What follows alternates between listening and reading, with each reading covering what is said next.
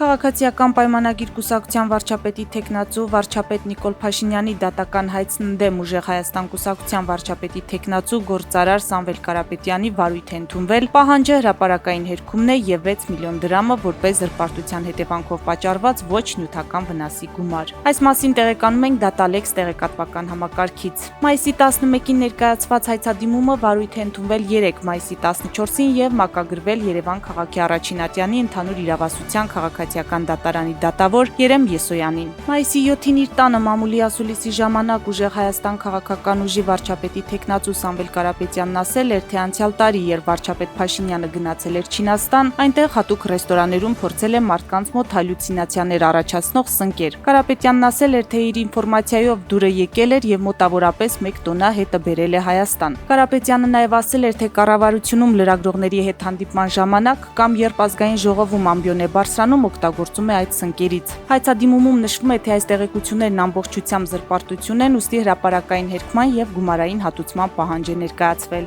Հիշեցնենք, մայիսի 7-ին Նիկոլ Փաշինյանը Facebook-ի իր էջում հայտարարել էր, որ պատրաստվում է դատի տալ Սամվել Կարապետյանին նրա հայտարարության համար։